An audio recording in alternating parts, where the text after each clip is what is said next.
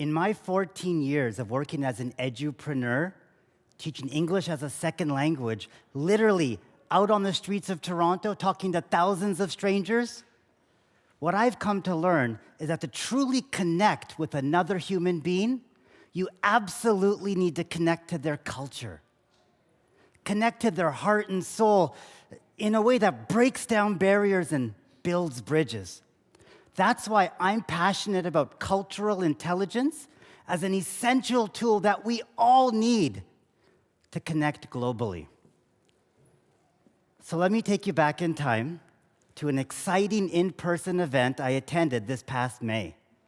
I was surrounded by seven-figure entrepreneurs. The room was buzzing with excitement. I felt confident, pumped up, and on top of my game. And I was curious what this panel of visionaries and experts might recommend as to the next evolution of my language learning business.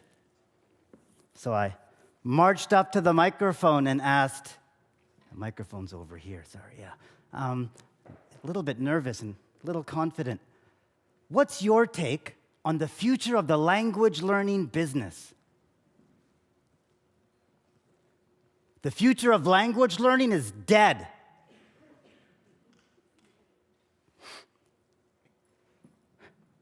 Felt like I was getting hit by a ton of bricks.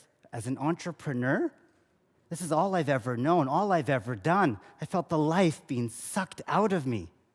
So afterwards, I just had to find him and ask him a follow-up question. So what do you suggest I do with my ESL business? What I heard next would forever change the trajectory of my life and business. What you need to do is double down on culture. We have AI to give us instant translations, whereas culture needs to be studied and learned. In that moment, a light bulb switched on. Wait a minute. That's the business I've always been in. Having traveled to over 30 countries and learned multiple languages, what I've really been doing is helping learners learn cultural intel and be curious. I've been teaching people how to put on a cultural contact lens, noticing all the cultural nuances and being able to empower people with cultural intel.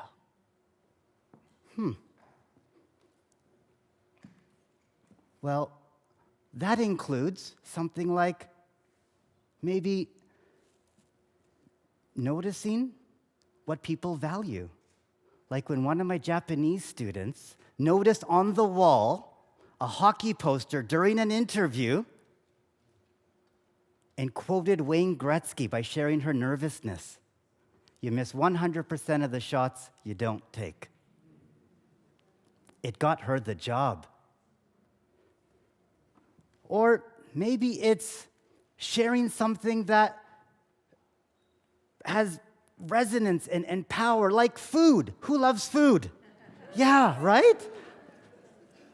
Like Chevro, a Gujarati tea time snack that has a unique combination of sweet, spicy, and salty that I get to share with my friends during Diwali. That's sharing some cultural intel. Or maybe learning a greeting in another language. Like in Mandarin, you could say, ni hao, which means how are you? But you know what? If you go to Taiwan, it's more important to say, li jia ba bui, which means, have you eaten? That's what Taiwanese really care about. So when you think about cultural intel, think about how life can change and empower you. So you see, that moment I attended this past May made me realize that cultural intelligence has always been my hidden superpower. It motivated me to evolve my business and double down on culture. I'm now reaching a wider audience of educators and entrepreneurs.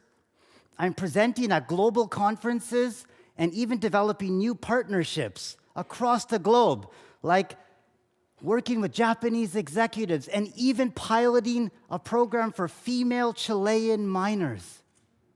How cool is that?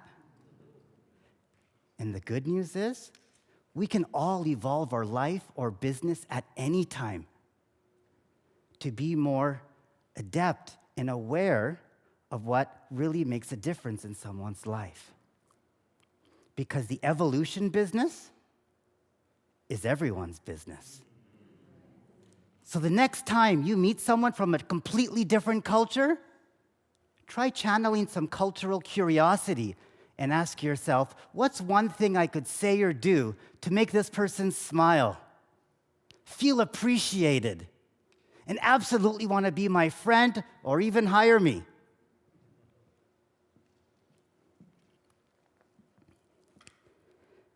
And finally, I'd like to say, with a little cultural intel, we can all be the thriving global citizens of tomorrow, today. Thank you.